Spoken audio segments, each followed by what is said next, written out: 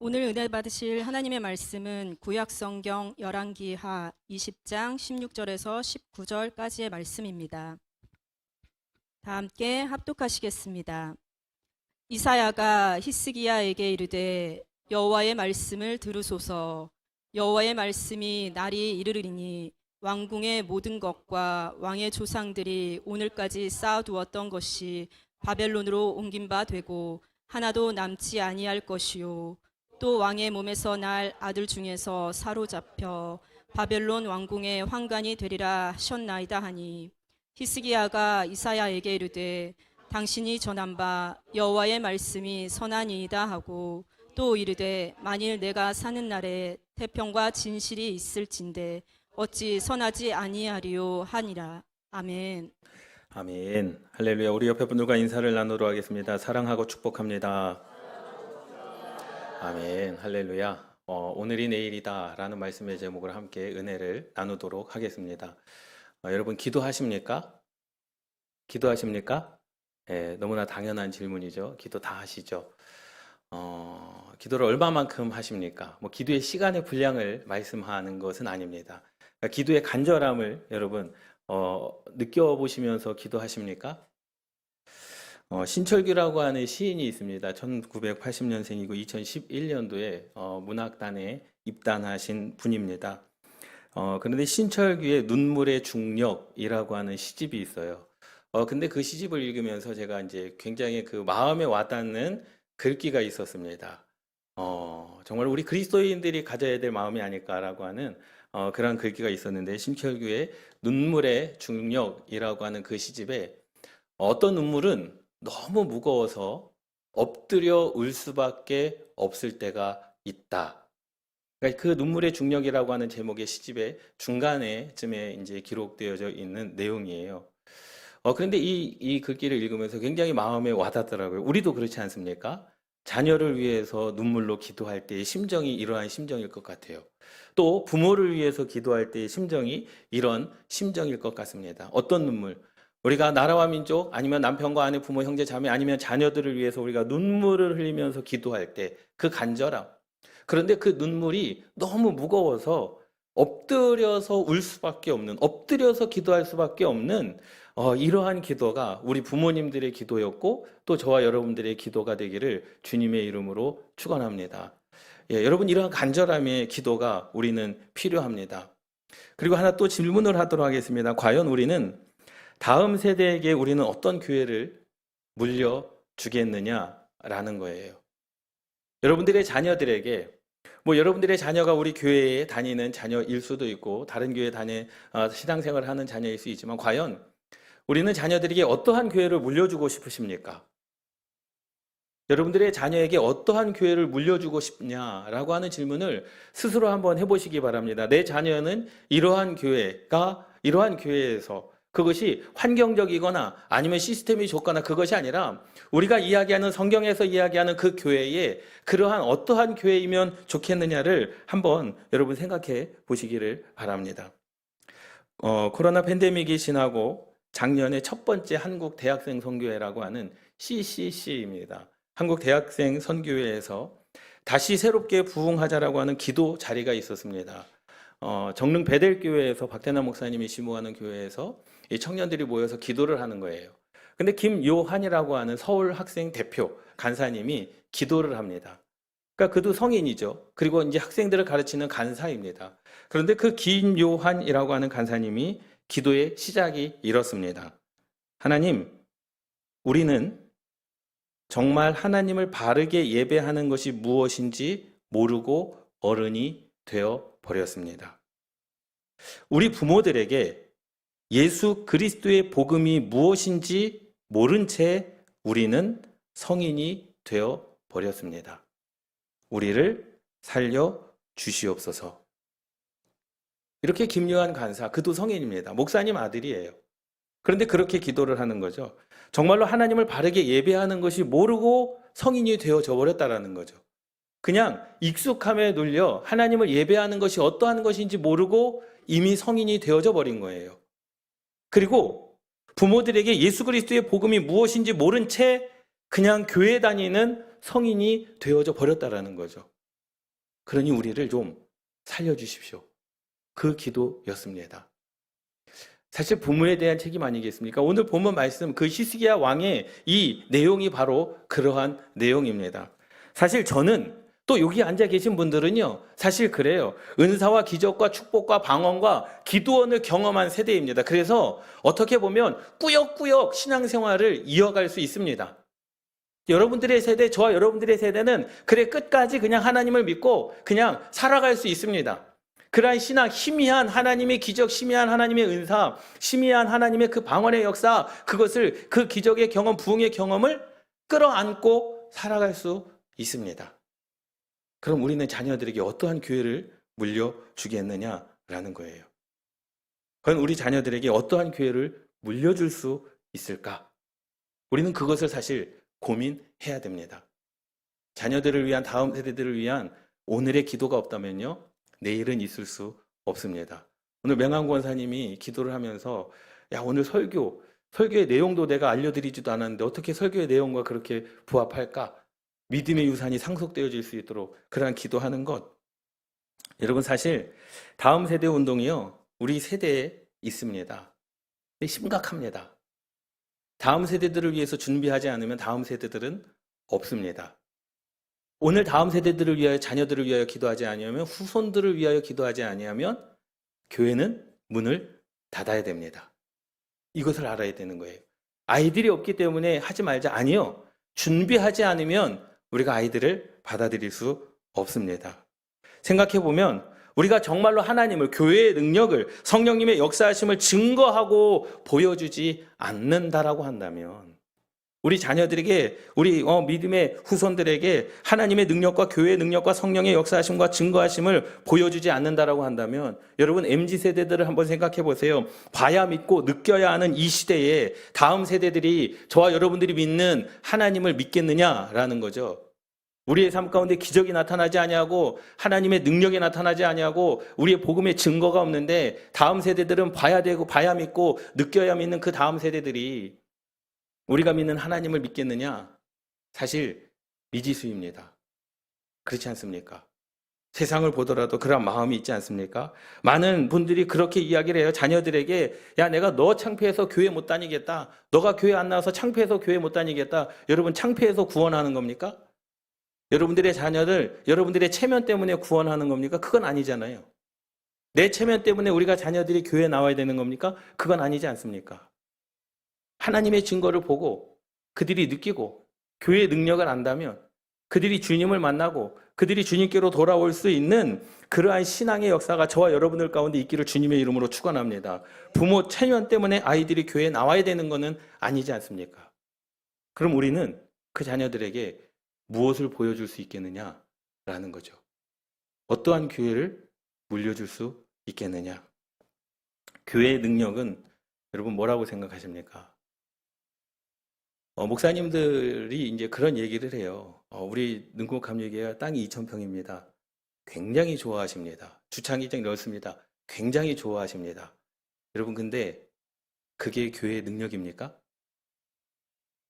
능곡감리교회에 빚이 없습니다. 그러면 빚 있는 교회들은 좋아하십니다. 부럽다라고 하십니다. 여러분, 빚 없는 게 능력입니까? 여러분들이 생각할 때 우리 능곡감리교회의 능력은 뭐라고 생각하십니까? 특별히 떠오르는 게 없으시죠? 그게 우리의 현실입니다. 교회의 능력이 있어야 되는데, 능곡감리교회 교회의 능력이 무엇입니까? 라고 질문을 했을 때 특별히 떠오르는 게 없다라고 한다면 심각한 거 아니겠습니까? 교회에서 체면은 있는데, 교회에서 내 기득권은 있고 내 편을 들어줄 사람은 있고 교회에서 내 말은 법인데, 교회의 능력은 무엇입니까? 교회의 능력은 어디에 있습니까? 여러분들이 주변에서 세상을 향해 나아갈 때 우리의 교회는 능력은 이것입니다라고 자신 있게 믿음으로 확신을 가지고 이야기할 수 있는 것, 그 능력 때문에 교회가 부흥되고 그 능력 때문에 자녀들이 구원을 얻고 그 능력 때문에 자녀들의 심령이 변화가 되고 하나님을 예배할 수 있는 그 능력이 무엇입니까? 그것은 저와 여러분들이 되시기를 주님의 이름으로 축원합니다. 저와 여러분들의 믿음이 저와 여러분들이 그 기도의 응답이 능력입니다. 여러분들이 하나님을 섬기는 그 섬김이 능력입니다. 믿습니까? 사실 제가 목사이기는 하지만 저도 자녀를 기르는 부모지 않습니까?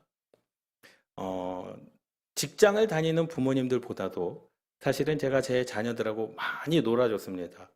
많은 시간, 같이 있을 수 있는 시간이 많이 있었죠. 그런데 사실 내가 섬기고 있는 교회의 성도들의 자녀보다 내 자녀들을 위해서 기도는 그렇게 많이 하지 못했습니다. 항상 성도들의 자녀들의 그들의 이름이 항상 먼저였었어요. 그런데 지난 주간에 서민이가 제게 이렇게 이야기를 했습니다. 아빠, 아빠 존경합니다.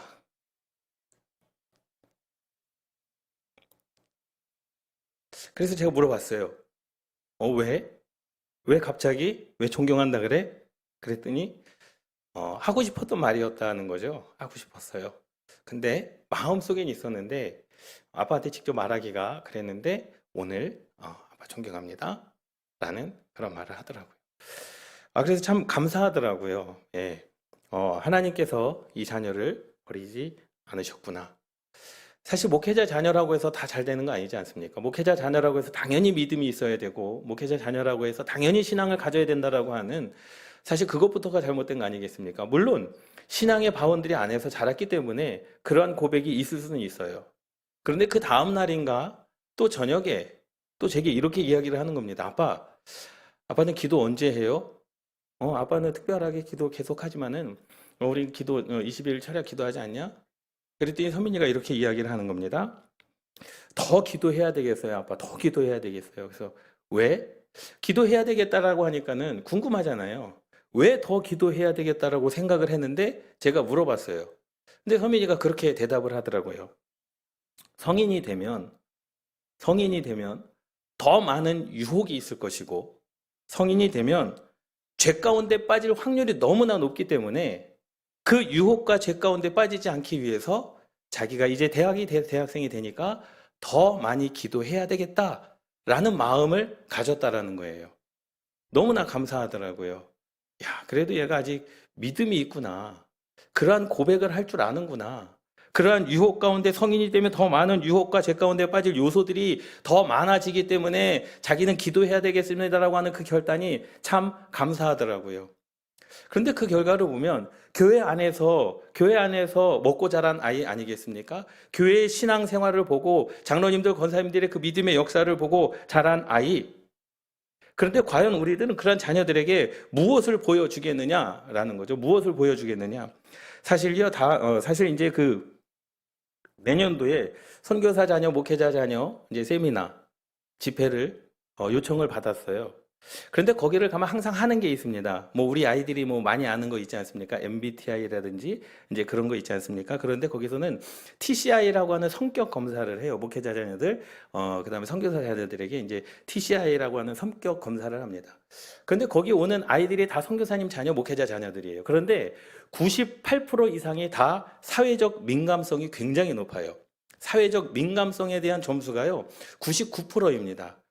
거의 거기 안에 있는 아이들의 사회적 민감성의 그 강도가 거의 100%에 가까운 99%를 그냥 다 똑같이 그렇게 해요. 사회적 민감성이라고 하는 것은 뭐냐면 사람의 마을에 이 아이들이 움직인다라는 거죠. 잘 보이려고 하고 사람들의 마음의 표정에 따라서 마음이 힘들어지고 표정에 따라서 마음이 즐거워지는, 그러니까 눈치를 보면서 자란다라는 거예요. 그런데 그런 결과가 매년 목회자 자녀, 선교사 자녀 그 세미나를 하고 집회를 하고 상담을 하고 그렇게 이게 TCI 성격 검사를 하게 되면은 사회적 민감성의 의존도가 굉장히 높습니다.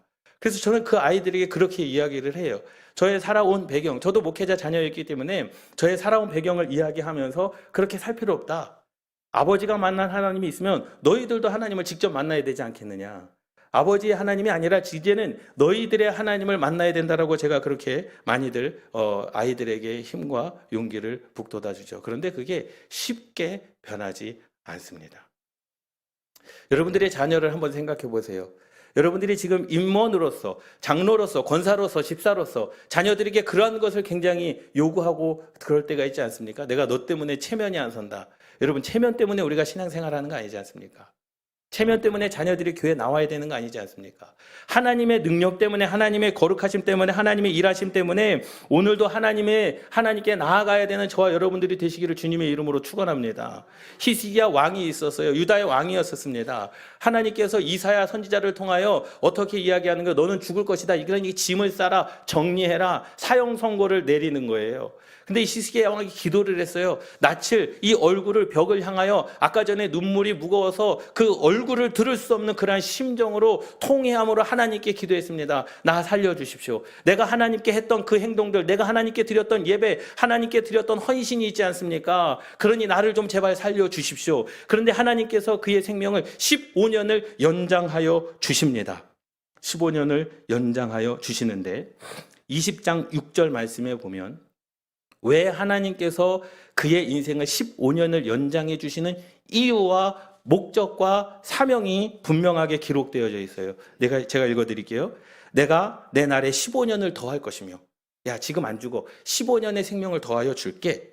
내가 너와 이 성을 아수르 왕의 손에서 구원하고, 그리고 내가 나를 위하여 또 내 종 다윗을 위함으로, 나를 위하고 내 종 다윗, 이스라엘의 그 두 번째 왕이었던 다윗을 위함으로 이 성을 보호하리라 하셨더라라는 거죠. 그러니 하나님께서 단순히 히스기야 왕이 기도해가지고 15년을 연장시켜 준 게 아니에요. 그 15년을 연장시켜 준 것은 히스기야의 기도이기도 하지만 그 15년 동안 히스기야 왕이 해야 될 분명한 사명, 해야 될 분명한 하나님의 음성이 있었어요. 그것은 내 종 다윗을 위함으로 이 성을 보호하는 것, 예루살렘 성을 보호하는 것, 하나님의 나라를 보호하는 것, 이것이 누구의 사명이었습니까? 히스기야의 사명이었다라는 거죠. 그런데 그 히스기야는 그 사명을 감당하지 못합니다. 하나님께서 이사야 선지자를 통하여 그렇게 이야기를 하는 거예요. 오늘 본문 말씀에 나오지 않습니까? 야, 너의 인생 가운데 너의 아들들 그리고 너의 후손들이 이제 바벨론으로 포로로 잡혀가지고 너의 후손들은 그 바벨론 왕의 환관이 될 것이다, 종이 될 것이다 라고 이사야 선지자가 히스기야에게 말하는 겁니다. 그런데 히스기야는 뭐라고 이야기합니까? 나랑 상관없습니다. 내가 사는 날 동안에 내가 태평하면 그것으로 되는 거 아니겠습니까? 여러분, 우리도 그러한 마음입니까? 다음 세대들이 예수를 믿든 안 믿든, 다음 세대들이 우상을 섬기든 안 섬기든, 다음 세대들이 교회를 나오든 안 나오든 내가 사는 날 동안에 태평하면 그것으로 하나님 선하신 겁니다라고 여러분 우리가 그렇게 기도해야 됩니까? 그건 아니지 않습니까? 다음 세대들을 걱정하지도 않고 신경 쓰지도 않고 관심도 없습니다. 내가 사는 날에 태평과 진실이 있을진데, 다음 세대들을 향하여 하나님께서 분명히 이사야 선지자를 통하여 말씀하시지 않습니까? 바벨론으로 포로로 잡혀갈 것이다. 너의 후손들은 그 바벨론 왕의 환관이 될 것이다. 종이 될 것이다. 그런데 그것에 대한 경각심도 없고 그것에 대한 충격도 없고 다음 세대들을 위한 그 히스기야의 그 기도도 없고, 이것이 히스기야 왕의 하나님께서 15년을 살려주신 목적이었습니까? 아니지 않습니까? 히스기야는요 18장부터 20장까지 3장의 분량을 차지하는 상당한 약입니다. 사실 히스기야 왕은요 역대 왕들을 선한 왕과 악한 왕으로 비교했을 때 선한 왕의 이름을 올리는 왕이었어요. 히스기야 왕이 했었던 게 있습니다. 히스기야 왕이 했었던 것은요 늘 두 가지를 잘했어요. 첫 번째로는요 하나님께 기도하는 왕이었습니다. 누구처럼요? 다윗 왕처럼요. 여러분, 하나님께 기도하는 성도 되시기를 주님의 이름으로 축원합니다. 늘 항상 하나님께 기도하는 왕이었어요. 그리고 두 번째, 하나님께 기도를 했는데도 마음이 풀리지 않고 하나님께 기도를 했는데도 어떠한 꿈과 환상을 보여주시는데도 알지 못하면 항상 누구를 불렀습니까? 선지자 이사야를 불렀습니다. 그리고 기도했는데 이러한 꿈이 보였는데 무엇입니까? 라고 항상 선지자 이사야에게 물었어요. 이것이 히스기야 왕의 신앙이었습니다. 이것이 히스기야 왕의 그 믿음이었습니다. 그런데요, 하나님께서 그를 15년 연장시켜준 그 생명 가운데는 하나님께 기도하지 않았고요, 이사야 선지자를 부르지도 않았습니다. 그런 것을 보면은요, 하나님께서 괜히 살려주신 거예요. 예? 유종의 미를 거둘렀다고 그냥 그때 하나님께서 이 히스기야 왕을 불러주셨다라고 한다면 인생의 오점 없이 얼마나 그 위대한 왕으로 이름이 기록되어졌을 겁니까? 그런데 15년의 연장을 해주셨는데 15년의 연장 가운데 그는 하나님께 기도하지 않았고 15년의 연장 가운데 그는 다음 세대들을 위한 마음이 없었고 그 성을 향한 꿈과 비전도 없었고 하나님께서 그에게 주신 사명도 잃어버렸다라는 겁니다. 그 히스기야가 잘못한 것이 두 가지가 있습니다. 그 첫 번째로는요, 하나님의 은혜에 침묵했다라는 거죠.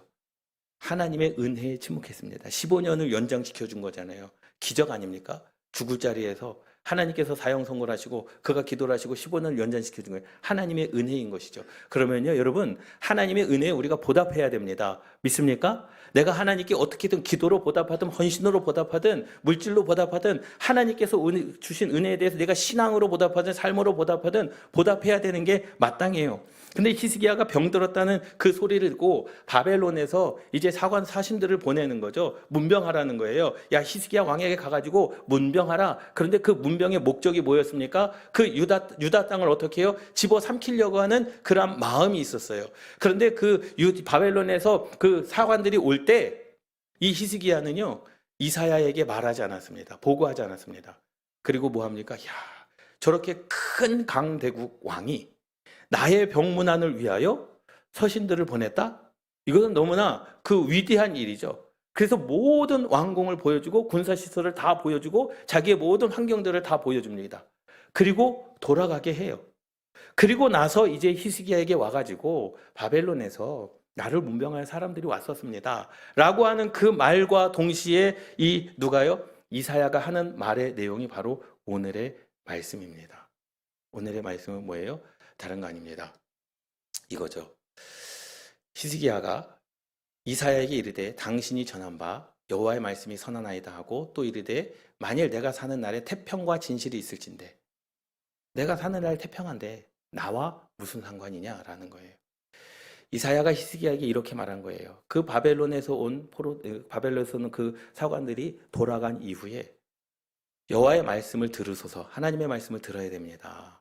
여호와의 말씀이 날이 이르리니 왕궁의 모든 것과 왕의 조상들이 오늘날까지 쌓아두었던 것, 여러분 이 신앙과 이 신앙의 견고함이 얼마나 아깝습니까? 여기서 말하는 왕의 모든 것과 왕의 조상들이 오늘날까지 쌓아두었던 이것은요, 다윗 시대로부터 쌓아졌던 하나님의 영광과 다윗 시대로부터 쌓아졌던 하나님의 예배와 다윗 시대로부터 쌓아졌던 하나님의 거룩하심과 하나님의 임재하심과 하나님의 능력과 하나님의 권세와 하나님의 일하심, 이 모든 것을 이야기하는 거예요. 그런데 하나님은 그거라도 다 뭐 하시겠다는 거예요? 버리시겠다라는 거죠. 왕의 조상들이 오늘날까지 쌓아두었던 것이 바벨론으로 옮긴 바 되고 하나도 남기지 아니할 것이요. 완전히 들어엎으시겠다라는 거죠. 또 왕의 몸에서 날 아들 중에서 25장에 가면 시드기야 왕이 바벨론으로 붙잡혀 갑니다. 바벨론이 이 유다 땅에 들어와 가지고요, 그 시드기야 왕의 눈에 두 알을 빼버립니다. 그리고 가서 종으로 삼습니다. 그게 그대로 이루어졌어요. 왕의 몸에서 날 아들 중에서 사로잡혀 바벨론 왕궁의 환관이 되리라. 그런데 이렇게 하나님의 말씀이 히스기야에게 임하였다 할지라도 히스기야는 뭐랍니까? 나와 상관없죠. 태평과 진실이 내게 있는데 뭐 그것이 뭐 나와 상관이 있겠습니까? 전혀 각성하지도 않고 다음 세대들을 위한 기도가 없이 그냥 기도하였다, 삶을 살았다라는 겁니다. 여러분, 두 번째로는요, 히스기야 왕이 잘못한 건 두 번째는 비전을 갖지 못했다라는 겁니다. 사실 마지막 때가 돼도요, 아무리 세상이 혼탁하고 아무리 세상이 그러한 죄 가운데 빠지고 아무리 세상이 무너지는 상황 가운데서도 하나님의 교회는 절대로 무너지지 않습니다. 하나님의 교회는 절대로 세상 가운데 소멸되지 않습니다. 그런데 비전이 없는 교회는 문을 닫습니다. 이해되셨습니까? 하나님의 교회는 절대로 소멸되지 아니하고, 하나님의 교회는 절대로 세상 가운데 부끄러움 당하지 아니하고, 하나님의 교회는 세상 가운데서 절대로 없어지지 않습니다. 그러나 비전이 없는 교회는 문을 닫게 되어져 있습니다. 그 말은 하나님께서 그러한 교회를 쓰지 않으신다라는 거예요. 하나님께서 그러한 교회에 부흥을 허락지 아니하신다는 겁니다. 여러분, 우리 능곡감리 교회의 능력이 무엇입니까? 여러분들의 자녀와 후손들에게 어떠한 교회를 물려주고 싶으십니까? 아이들이 들어오면 준비하자, 늦었습니다. 준비하지 않으면 영혼 구원할 수 없습니다. 오늘 우리가 자녀들을 위하여 기도하지 않으면 내일은 없습니다. 여러분들이 오늘 자녀를 위해서, 다음 세대들을 위해서, 여러분들의 후손을 위해서 기도하면, 아까 말씀을 드렸잖아요. 저도 부흥을 경험한 세대였고, 기도원을 경험한 세대였고, 축사 귀신의 역사를 본 세대였기 때문에 꾸역꾸역 하나님께서 부르실 때까지 내 신앙, 내 믿음 지키면서 살아갈 수 있습니다. 그런데 우리는 그 자녀들에게 어떠한 능력, 어떠한 권세, 어떠한 하나님의 간증을, 어떠한 증거들을 자녀들에게 주며 살아갈 수 있겠느냐? 그 몫은 저와 여러분들에게 달렸다는 거예요. 여러분, 히스기야 왕은 그 후손들을 위해서 기도할 수 있는 기회가 있었습니다. 왜요? 첫 번째에도 그랬잖아요. 너 죽을 거니까 이제 정리해. 하나님께서 너의 생명을 가져가실 거야. 그때에도 히스기야는 낯을 벽을 향하여 하나님께 기도해서 15년이라고 하는 그러한 생명의 연장을 받았잖아요.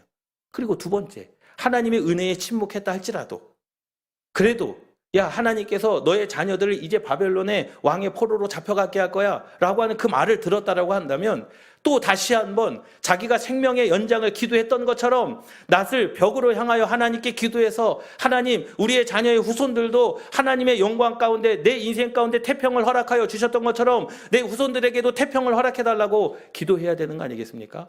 그런데 히스기야는 기도하지 않았습니다. 21장에 보면은요, 그 아들 므낫세가 왕이 됩니다. 그런데 그 므낫세가 왕을 하는데 여호와 하나님이 보시기에 악을 행하여 아버지의 선대의 왕대로 행하지 아니하고, 히스기야 왕이 허물었던 모든 상당들을 다시 세우고 우상들을 세우고 여호와 하나님을 섬기지 아니하였더라. 바로 그 아들 때부터 하나님을 버리고 우상을 섬기고 허물었던, 아버지 왕이 허물었던 그 우상의 산당들을 다시 세우는 일들을 그 므낫세 왕이 시작합니다. 이것이 큰 문제였습니다. 여러분, 사실 저도 그렇습니다. 저와 여러분들도 마찬가지죠. 저와 여러분들이 사는 날에 태평을 누리는 거 좋죠. 좋습니다. 그런데 우리가 다음 세대들을 또 생각해 봐야 되는 거 아니겠습니까? 나는 잘했으니 후대가 못하는 것은 지들의 책임이지. 아니요, 성경은 그렇게 말씀하고 있지 않습니다. 우리의 기도여야 됩니다. 우리의 관심이어야 됩니다. 우리의 사랑이어야 됩니다. 믿습니까? 오늘 우리가 여러분들의 자녀를 위하여, 내 자녀를 위하여 기도하지 않으면 내일의 내 자녀의 신앙은 없는 거죠.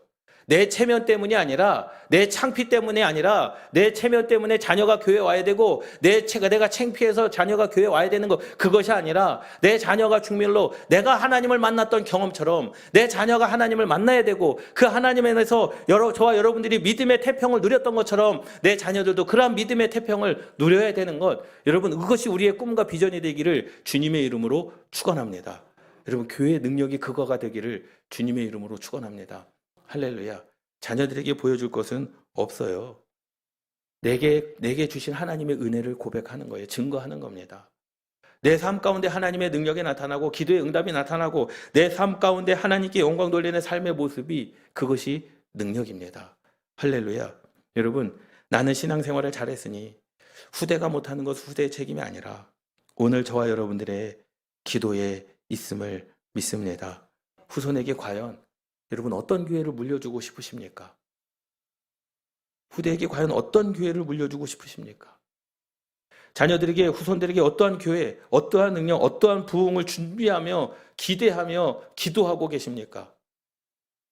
자녀들이 우리 능곡감리교회에서 100년을 맞이하고 110년을 맞이하고 더 나아가서는 150년, 200년을 맞이할 그때 과연 우리는 어떠한 기도로 준비해야 되겠느냐라는 거죠. 여러분, 자녀들을 예수 그리스도의 이름으로 많이 축복해 주시기를 주님의 이름으로 축원합니다. 믿습니까? 여러분들의 자녀의 이름을 불러가면서 우리 교회 아이들을 생각하면서 예수 그리스도의 이름으로 선포하시고 축복하시고 그들이 주님을 만나 이 땅 가운데서 태평함을 누릴 수 있도록 여러분 바벨론에 빼앗겨 두 눈이 빼앗겨지고 그들의 종이 되지 아니하도록 세상의 종이 되지 아니하도록 기도하시는 저와 여러분들 되시기를 주님의 이름으로 축원합니다. 오늘 기도하지 않으면요 내일 교회는 문 닫아야 됩니다. 다시 한번 말씀을 드리지만 마지막 때 하나님의 교회는 없어지지 않습니다. 아무리 세상이 아무리 사단의 역사가 강하다 할지라도 하나님의 교회는 무너지지 않습니다. 그러나 기도하지 않는 교회는 비전이 없는 교회는 하나님께서 주신 사명을 감당하지 않는 교회는 문을 닫아야 됩니다. 우리 교회가 하나님의 사명을 감당하고 그 비전을 공유하고 다음 세대들을 위하여 기도하는 저와 여러분들 되시기를 주님의 이름으로 축원합니다. 우리에게 주어진 남은 생애를 통하여 자손들과 후손들을 위해 기도하는 하나님의 은혜를 구하는 저와 여러분들 되기를 주님의 이름으로 축원합니다. 누가복음 23장 28절 말씀에 보면 예수님께서 이렇게 말씀하셨어요. 예수께서 돌이켜 그들을 향하여 이르시되 예루살렘의 딸들아 나를 위하여 울지 말고 너희 자녀를 위하여 울라. 너희 자녀들도 너희처럼 예수 그리스도를 만나고 영접하고 너희 자녀들도 예수 그리스도를 믿어 구원받아야 되고 너희들이 태평성대를 누렸던 것처럼 너희의 자녀들도 하나님 안에서 말씀 안에서 태평성대를 누려야 되지 않겠느냐. 여러분 기도하십시오. 반드시 하나님의 때에 여러분들의 자녀를 구원시키실 것이고 여러분들의 자녀의 믿음의 역사를 이루실 줄 믿습니다. 우리가 관심 없어도 되는 것들에 관심 갖지 말고 다음 세대와 교회의 능곡함리교회의 능력이 무엇인가? 여러분들이 능력입니다. 함께 따라 하시겠습니다. 우리 교회의 능력은 나입니다. 여러분들이 신앙의 고백이 능력입니다. 교회의 능력은요, 여러분들의 믿음이 능력입니다. 교회의 능력은요, 여러분들의 삶에 예수 그리스도의 복음의 증거가 능력입니다. 관심 없어도 되는 것들에 관심 갖지 말고 다음 세대에 교회의 능력과 영혼 구원의 부흥에 관심을 갖는 저와 여러분들, 그래서 여러분들이 가졌던 그 신앙의 믿음의 유산을 우리 자녀들에게 잘 이어줄 수 있는 거룩한 징검다리가 되기를 주님의 이름으로 축원합니다. 기도하시겠습니다.